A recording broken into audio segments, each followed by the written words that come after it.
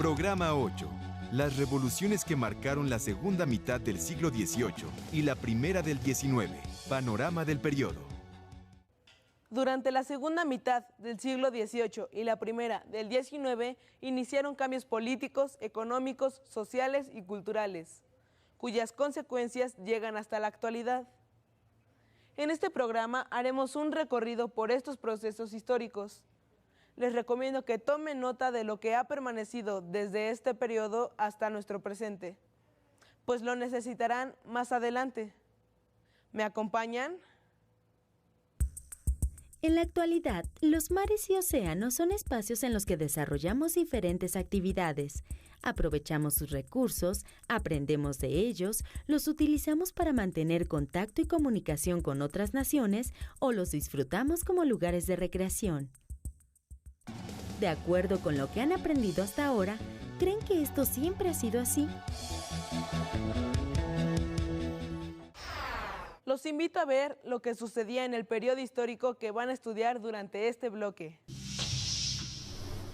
Desde el siglo XV inició el desarrollo del comercio marítimo y la interconexión entre los distintos continentes.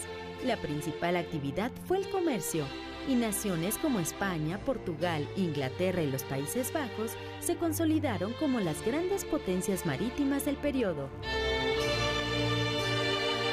A partir del siglo XVIII, las monarquías española y portuguesa decayeron, y fueron los ingleses, los holandeses y en menor medida los franceses quienes se consolidaron como potencias en este ámbito, a partir del dominio del comercio marítimo.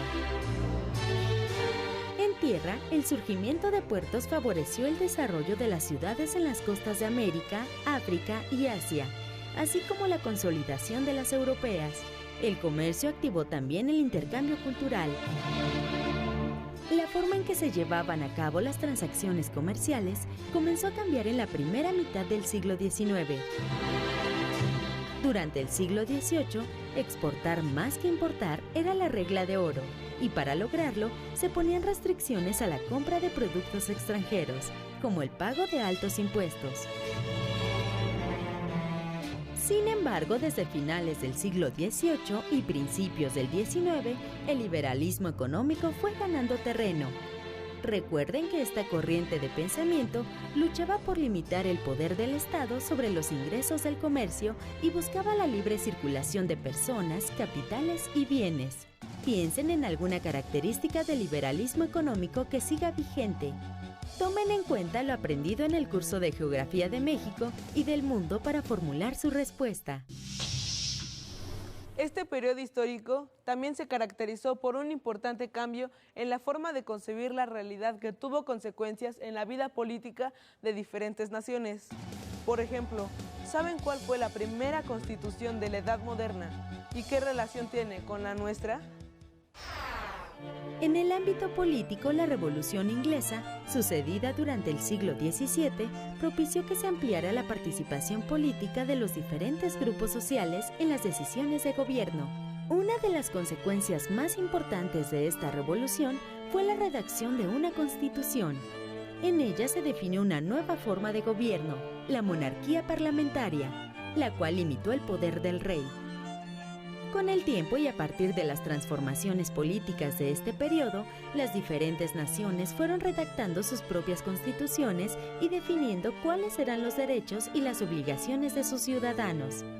Este no fue un proceso sencillo, pues el régimen monárquico y absolutista perduró en la mayor parte de Europa hasta finales del siglo XVIII, y fue necesario otro movimiento para hacer realidad el tránsito de súbditos a ciudadanos. ¿Saben desde cuándo los mexicanos contamos con derechos y obligaciones constitucionales? Desde 1857 y después se plasmó en la Constitución de 1917. A partir de que se crea una constitución la cual establece los derechos y obligaciones de los seres humanos. La Ilustración fue un movimiento que transformó las ideas sobre el hombre, la sociedad y las formas de organización política vigentes en el siglo XVIII. Entre los pensadores ilustrados destacan Voltaire, Montesquieu y Rousseau. Sus planteamientos no solo tuvieron un impacto en la sociedad francesa y en la revolución que vivió aquella nación, También incidieron en la independencia de las 13 colonias del norte de América y en las independencias de las colonias hispanoamericanas. Voltaire afirmaba que era necesaria una reforma profunda de la sociedad que asegurara la libertad y el bienestar del pueblo, limitando los poderes del rey. Montesquieu proponía un sistema político capaz de garantizar la libertad de los hombres basado en 3 poderes, ejecutivo, legislativo y judicial, para asegurar el respeto a los derechos naturales del hombre. Rousseau comentaba que la propuesta de Montesquieu era una forma de gobierno ideal, pero había que crear una ley que todos cumplieran. Solo así sería posible la convivencia. ¿Por qué creen que estas ideas siguen vigentes en la actualidad? Inspirados por las ideas ilustradas y por la independencia de las 13 colonias, en la Francia de 1789 inició la revolución bajo el lema Libertad, Igualdad y Fraternidad. Este movimiento terminó con la monarquía absoluta y proclamó la igualdad entre los ciudadanos, lo cual quedó escrito en la Constitución francesa de 1792. Reflexionen, ¿qué relación hay entre esta Constitución y la Declaración Universal de los Derechos Humanos proclamada en el siglo XX? Los ideales de la independencia de las 13 colonias y la Revolución Francesa inspiraron los movimientos independentistas de la América Española. Como consecuencia, entre 1809 y 1814, varias colonias se declararon autónomas de España y posteriormente redactaron sus propias constituciones, las cuales establecieron los derechos y obligaciones de los ciudadanos de los nuevos países. Como ven, la difusión de las ideas ilustradas tuvo consecuencias en la vida de varias naciones. Pero durante este periodo también sucedió otra revolución, la industrial. Esta revolución tuvo consecuencias más allá de su país de origen, Inglaterra. La máquina de vapor fue la principal innovación de la revolución industrial. Su uso permitió generar una producción mayor, crear otras máquinas como telares, barcos y locomotoras, aumentar la actividad comercial, transportar más productos a una mayor velocidad.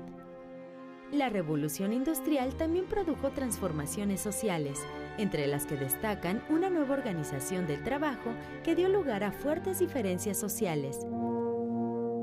Estas diferencias se reflejaron en las condiciones de trabajo y en la situación económica de los diferentes grupos sociales.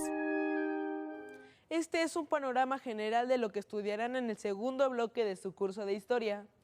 Como han visto, las transformaciones sucedieron en todos los ámbitos: político, económico, social y cultural.